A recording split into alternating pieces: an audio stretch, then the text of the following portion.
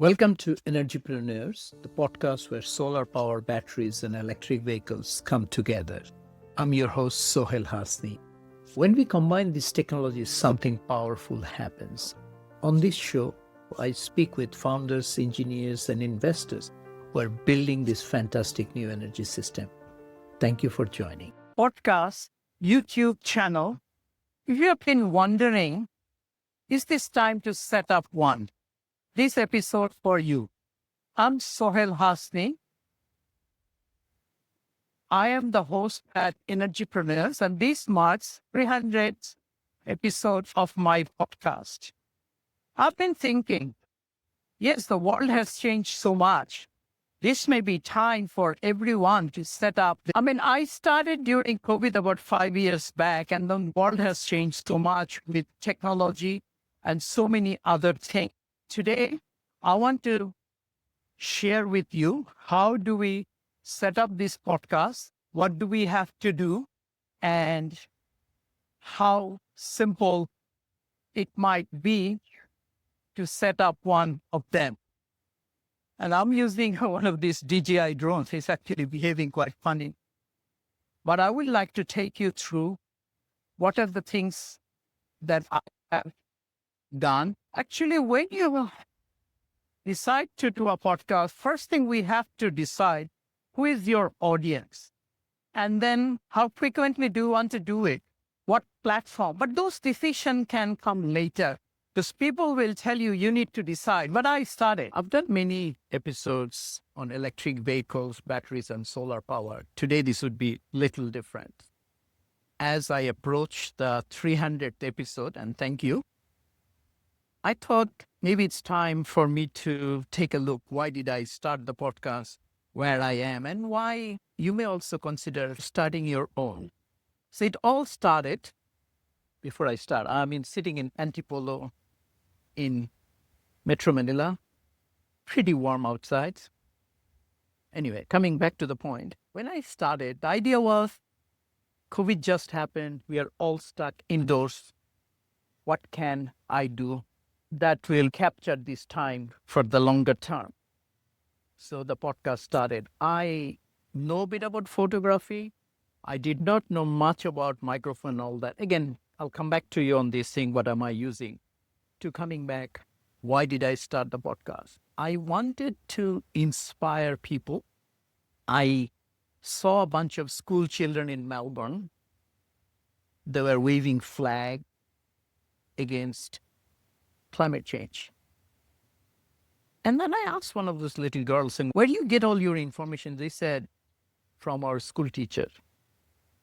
At that point, I thought, I had the opportunity to go to a few of those COP. I talked to a lot of senior people in my former job at the Asian Development Bank, talking about climate change, how the countries have mitigation strategy. Why don't I start a platform where I can somehow bring those knowledge and narrow this gap between what's happening today and what's this younger generation needed to act. So that was the basis. So I did a number of blogs around that topic, actually quite a large number blogs, which are still available on the Asian Development Bank website. Then I started this podcast. And today, this will be number 300. It's been a long journey, 300 episodes. Even if you do 2 episodes a week, that gives you 100 episodes. And I'm happy that I have achieved that milestone. Although my target was to be able to do that by end of the year, did not happen. Now, why are you listening?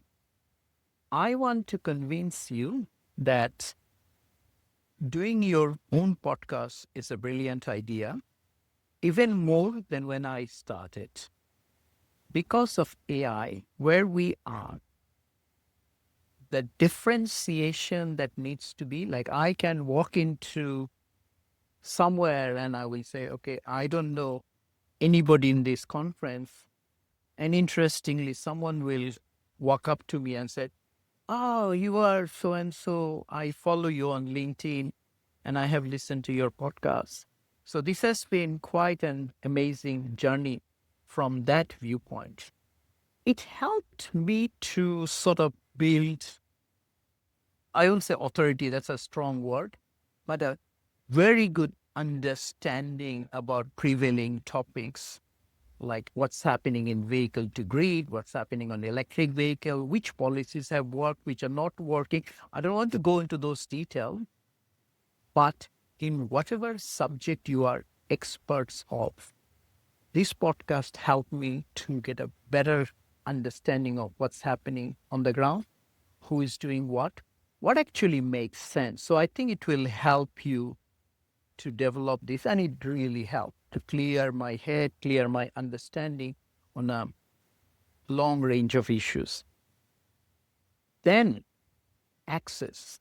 It's quite extraordinary. Today, as I reach the 300 episode, I can approach almost anybody, Tom, Dick, Harry, through a direct message on LinkedIn saying, hey, I'm so-and-so. Do you want to be a guest on my podcast? 7 out of 10 cases, I'll get a response. And out of the 7 I get, 6 will definitely say, yes, I'll be honored to join you. And what you want, this is what I want to share. Maybe one person will say, I have to go through some internal clearance process. But what this podcast has provided, the access and the network, that's really unbelievable. Yes, I invested consistently 3-4 hours a week. It's unbelievable to think that it's been almost 5 years. Other thing that has happened, it's much simpler because of ChatGPT and all the AI, but still we have ideas. We want to bounce off and get a clarity on those things because it helps to clarify our own thinking, because you can meet a lot of people with similar interest group, and I can ask better questions. I can structure ideas, and it has been a tremendous learning experience.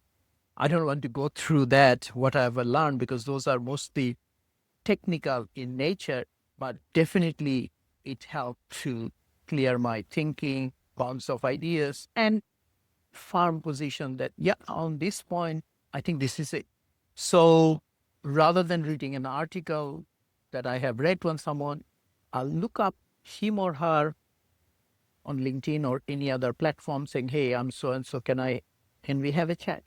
And then opportunity to have that discussion one-to-one with that person and deeply listen, because I do 85% of listening and maybe 15% of talking on a typical podcast.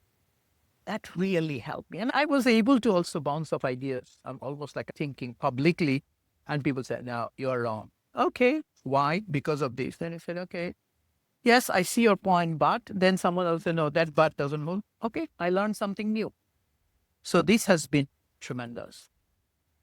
Then other thing is, of course, building a network.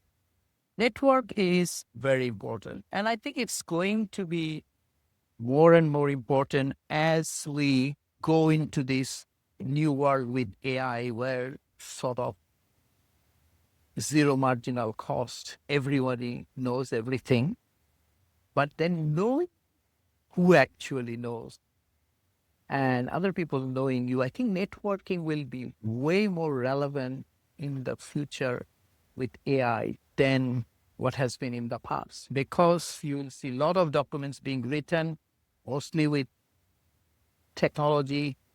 But when you are able to speak to a person over a coffee or over lunch or even over a Zoom, you will be able to grasp much better what people are thinking about. And then, of course, if you want to be an influencer, that's what I'm suggesting. Not that I am an influencer, I'm still learning, but that process helps you to access other people's network. So network is a very important tool that I have learned over the years. And then, of course, if you want to take that as a profession, partnership develops. There could be advisory works, that could be invitations to speak, which something I have not explored yet. I might do that. But it's sort of networks ultimately helps. I remember distinctly about 5 years ago, before I started the podcast, or maybe immediate, yeah, maybe just on the first year, I saw on product which was like a solar panel on a container. So I posted into LinkedIn saying, I like to meet one of the team player who is working on this. And believe me or not, within 3 hours with multiple email, his crowdsourcing ideas resulted me with the direct phone number of CEO of the company. It's unbelievable. And this can only happen through your network and trusting other people and other people trusting you. And then also what happens, it also creates a long-term intellectual assets, because whether you do a blog post, LinkedIn post, shorts, books, all those things get lost eventually. But if you are able to sort of bring them together, and I think the trend is more and more people are listening and watching things than before. People are at the gym, people are in driving. I listen to audiobooks all the time. So I think that also creates a long-term intellectual asset. So of course, people can look you up saying, what's your view? So if somebody, I have to recruit someone who's a renewable energy expert, I will go and dig down what he or she was doing 5 years back, what he or she has said publicly. So this intellectual asset, the little things we say here and the little thing we write about, talk about, eventually forms who we are. So if you go through, say, my episodes, even if you fit through an AI, that will tell who I am. Because 300 hours of talking or listening, interacting, that shapes who I am I, rather than meeting someone over coffee for 15 minutes. So that leaks intellectual footprint and intellectual mark. That's very important, especially that consistency and the term you will hear a lot, the authenticity in the world of AI. Is this person authentic? Let me check what he or she is doing 5 years prior to this role. I have seen people who were really passionate about coal. I had publicly argued, and suddenly I see a job application, I'm a renewable energy expert. And I said, I thought that's what you said once upon a time. Oh, no, I need this job and this. I said, yeah, but these sentences that you wrote, you don't believe in.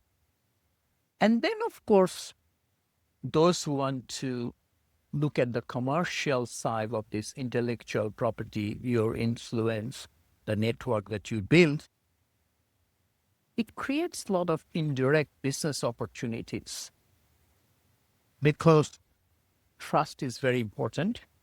Credibility and visibility, these are all important attributes. People also like to see that, is this person real?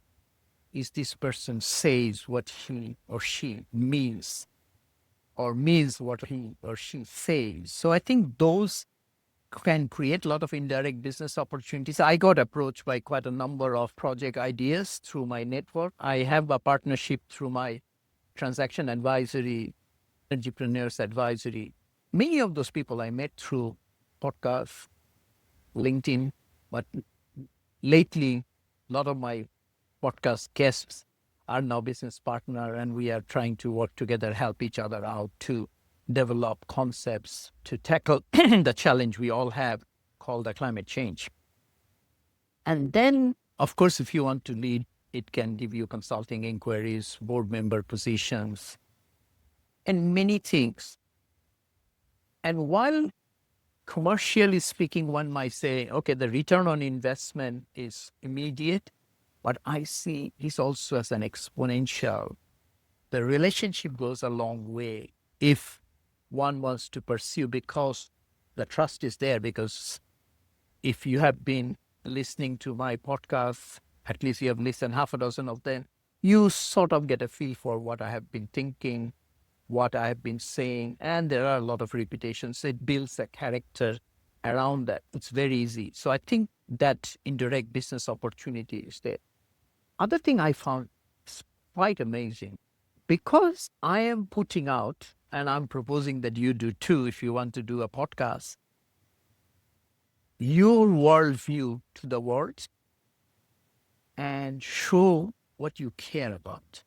And then you will find you end up attracting the right people in your network. There's some sort of bias in that. And once you attract the right people, that sort of narrows down the transaction cost in many ways, because this is the people potentially you wanted to meet and then you met them. So I think that is also helps. And then one always argues that if you have done so much of those talking, it improves your communication skills dramatically, because once you have done 50 plus episode, even 10 plus episode, you know what you talk about usually, what are the things, and your ums and ahs and all those things goes away. I mean, I have been a public speaker on Toastmasters for a long time as a hobby, but that actually helped me a way, sort of appearance in front of camera or people. But if you have not, but this is also a great way, because you are just talking to a camera and you can replay and see. What I would suggest, just start. Maybe you can record and half a dozen. I'm a risk taker, so I started straight. If you go, I think the first 3 episodes are still available on iTunes. I had someone helping me and she said, I'm leaving, you're not going anywhere. I said, no, no, no, no. I'll do this 3 episodes right now. And I got her on a Zoom call and did that. It was audio only. And that's how we started. My virtual assistant at the time, she helped me to put those 3 episodes, and she knew how to register in iTunes. I had no clue about those topics. Again, I'm going to discuss this maybe later part. And this, it's getting pretty warm. Maybe I'll do that. Go back indoor and do this. Then I other aspect is very important. Podcast is not marketing. People say, are you marketing yourself? No. I think it's a two-way street. But the first way is I learn a lot from people and I'm helping others to learn. I mean, there is no hiding business here. And that conversation, I think, can build a brand much faster than in other platforms where you can say, I am so and so, this is my CV. No one cares actually what your CV is. This is what people think about you through your knowledge. That matters. And I'm here not for a commercial, but I find that it's actually built a form of personal branding without actively selling. I can turn up. I did in one of the situations. I know what I'm talking about. I mean, I have not read, I've not taken a degree, but I know enough.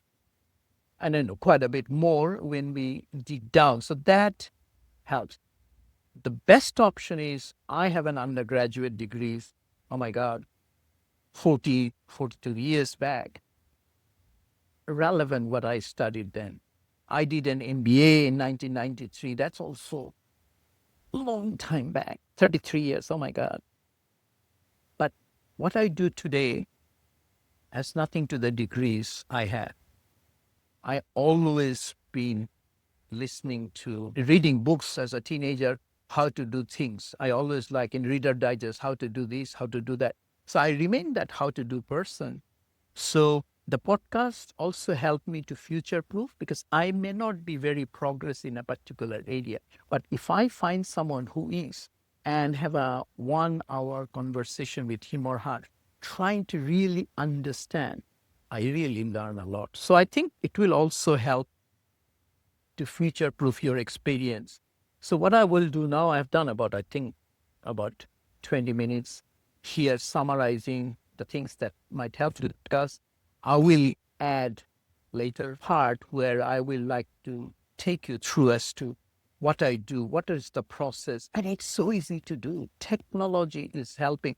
Right now, I'm talking to you with one of the microphone here and recording on just a iPhone on a tripod and sitting in a restaurant. So I'll come back to you with some more. Okay, earlier I discussed the motivation and why you might consider establishing your podcast. But once you have done that, the next thinking piece comes in. What format should be? You can do solo recording, you can do interview, you can have a guest. You might also think about having a sort of panel discussion with multiple people, and all sorts of hybrid combination could be done in between. My original plan was, while I travel, I used to meet a lot of government officials. a lot of technical people. I'll pull them out saying, let's have a coffee and I will record. And I started recording that way just before COVID. And I used to carry some microphones and clip on microphones. I bought a set where you could connect four of them into one device. And I was using at that time as this company called Zoom. This is Zoom H5. I was using that. It can connect two people. Then I sort of upgraded myself to Zoom H6 that could connect four people. And I was prepared with all that. And then COVID happened. And in those preparations, sorry, before I go there, and of course, I bought all this XLR cable. You know, when you go to professional studios, you see those cables with three dot points, and they're supposed to give a very good quality. And I bought sort of hands-on microphone. This is actually a very good microphone, Audio Technica, and you connect the XLR on the back of it, and then those XLR can be connected to the Zoom recorder. Click on. Then I realized, hang on, maybe easier to connect a USB type microphone, and this can be connected as USB. So once I had multiple type of microphone, I was ready. Then, of course, COVID happened. So I started going back to basic. Okay, Zoom recording, and more or less it's a different Zoom, the video platform. I looked at different platform later on, but I went straight to Zoom, forget those XLR. And then I bought this Shure microphone. These are very good. This can be USB connected to XLR, plug on your computer, it works. And that's what I have been doing. And so far, there had been not much complaint. Then I had some issues on Zoom from time to time because internet quality was not good. So I looked at many different options. And even last year, I looked at other options. I think there's Riverside, which is very good, very professional. But then again, on the other side, I found Zoom and Teams were really ubiquitous. Everyone got them. So I didn't have to do much. So I got back to Zoom. And my assumption had been that, okay, eventually Zoom will catch up and everything will be equal. So I still, for most of my online discussions, I record over Zoom. Once I sorted the audio side of it, then video side came in. Initially, I think for a few sessions, I used the standard camera that comes on the top of your notebook. I use a MacBook, so I just lifted it up so that I could see at eye level. But then gradually I realized that was not enough. So I bought a USB dedicated camera that was sitting on the top of my monitor. I was not happy. Then eventually I ended up putting a mirrorless camera, which is right now. And it has a 50 lens with 1.2. It's really nice lens. And that gives the depth of field because it's at a sort of low focus. If I put my hand there, once it focuses my hand, I will be, or maybe it's a manual focus. But normally, if it focuses my hand, I'll be out of focus. So that's what this camera does. So it's very, very nice camera. So this is subtle. And you have to go through iteration, but initially anything works. And these days, there are really nice products that are available. At one stage, I thought, okay, for outside, I need to record differently. So I bought another set of microphone. Again, so that sort of can be connected cordless, very good. But then often you end up using your iPhone or any other headphone. That's the easiest to do. But if you're starting new today, my recommendation would be to try one of those. I recently bought one. It comes from DJI Mic 3. I'm not affiliated or anything. I mean, I find them really extraordinary. You can just clip them on, and it comes with two. So I can clip on one here and one, give it to a guest. And it has a central unit, which is a receiver, and that receiver can be connected to a computer or a camera.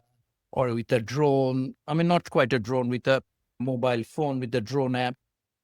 And this is extraordinary. And then one thing addresses everything. It's like the iPod or any other headphone case. You need to charge the box that charges everything. So I find if someone starts looking at this new generation Bluetooth microphone would be a good way to start, because cabling one has to carry, but this thing has to be charged. So that's the difference. So once I sorted the video and audio and the recording platform, as I mentioned, I stayed in Zoom. But if I record outside, sometime I use on iPhone, and that's also available on any other phone platform. Product called Filmic Pro, but I'm sure there are many other products. So there one can focus, change the lighting, and also decide which microphone to use. So it could be on a mobile phone sitting on a tripod, but on a difficult lighting position, backlit or something, one can manually adjust the lights. It's actually very nice. Then it comes to editing. Well, I went through many different things like everyone does. I tried GarageBand, which was, I think, is the product that comes with Apple. It's a lot of work. But eventually, what I decided to do went for a product called Descript. I think I have been using Descript for almost, more than a year. And I can actually show how Descript works. I mean, you can look up some of the editing as well, editing software, because Descript is quite extraordinary in that sense, because it sort of redefines. Log on as a second computer, and I'll just show a Descript screen here just for the sake of it. So this is my Descript screen.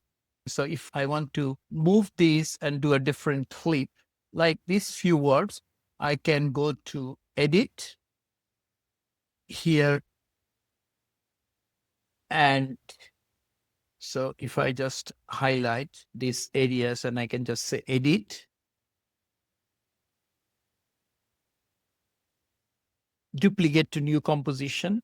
And if you go back to the new composition, it's really, really amazing that I go here and this few sentence has been grabbed as a new composition, and then the video is already there. I don't have to do anything. The computer automatically picked up the video in the background. And you can just move things around. If I say this sentence should be in the front, so like a word processor, I just say Control X, I go in the front part. I get say, okay, Control V. And if I want to repeat, keep on repeating like a word, I can just keep writing, and the video will keep on growing. It's very much like a word processing. So just to show this, that it's really, really made life so much easier. So this is something what I'm sure many of the other softwares are doing, what Descript is able to do. Today, I looked at Final Cut Pro. I looked at DaVinci, which is amazing. I have heard because it has audio. If you have multiple video sources, it can pick up the best and does clip. But again, I think I have a couple of people helping me. So they are helping me with the video part and audio part. So what I do is a question I get asked a lot. What happens? I have recorded on Zoom. It creates a video and audio file. I send it to my video editor and audio editor on a WhatsApp group. My process is very simple. My video editor will upload to Descript. Then we work together after the initial editing as to how things could be moved around. My audio gets processed separately. And then once we have uploaded the text, I think we use the Otter, one of the software that I've been using. I'm sure now ChatGPT can do the same, which basically transcribes the audio file. And then I used to do manually fully. Now I set up one of those agents in ChatGPT where I can say, please take this text and run through and show me what should be the title recommendation, what should be the description of it as a first cut. Then I'll go through. And sometimes I say, no, I'm not happy with the title. Can we change this title? Can we change the other title? That's what I have been doing as well. And when we try to, especially for YouTube, to make some shorts, so often I'll take note while I'm interviewing. Oh, this was a very nice 30-second clip. But say for someone I completely forgotten to take notes, sometimes I've taken the help of AI. It's quite interesting. You feed the entire PDF file of the transcript and ask AI, saying, give me 3 or 5 30-second sections and a proposed title. And I go through it. Said, yeah, okay, this looks interesting. Maybe not. I don't like it. Sometimes I scrap completely, or sometimes I'll say, oh, okay, I like this part. Okay, give me the starting sentence and the last sentence from the script. So I'll cut it out in the script. Then I'll massage it so that it makes sense. That's how I've been doing shorts sometimes. So these shorts are for the YouTube, those who watch me on the video side of it. I would definitely like to help you out, any of you who have interest to set up a podcast, because it's actually a lot of fun. It gives me the opportunity to talk to a lot of wise people entirely one-to-one. If I were to read a book that's not yet been written, because not everyone will write a book, and being able to understand his or her perspective just with a 1 hour discussion, I learn a lot, because people, we are humans, we are all passionate about something. And if we can touch that passion, there is an alignment, we get lifetime insight. So I think that has been one of the really valuable, enriching experience for me through the podcast, that I got to meet so many people. I only met part of them face to face, like when I'm passing through Sydney, Melbourne. Sometime I caught up with my podcast guests and sort of in seeing them into 3D. And I think that has been fantastic. In fact, one of my podcast guests, Penny Estrada, she suggested, saying, why don't you start hosting dinners of or lunches of all the podcast guests? It could be a fun networking event, which I'm planning to do one of those days. But it's really been an amazing experience with this podcast. So I would suggest, please go ahead. Don't think too much. Just start. And like I did, I was told by 2 of my mentors, and I think I mentioned that in one of the episodes, Carlos Santamaria and Rhea C, both are now in New York. And they suggested, do a homework, maybe start a few, and because you want to be good. And I said, yes, maybe. Or I'll just start, do 10, I'll figure out. And that's what happened. I'm still figuring out. This episode will be number 300. I'm still figuring out. We are all different. And it's an opportunity to learn. If I follow certain guidelines, then I'll be always worried, am I outside the guideline? Am I doing something that I'm not supposed to do? So please start. Thank you so much for listening. Thank you for listening to Energypreneurs. Let's work together, electrifying everything. This podcast is available in audio form on your favorite platforms and in video on YouTube. See you on next episode. Please feel free to subscribe to our channel, and we always appreciate your comments.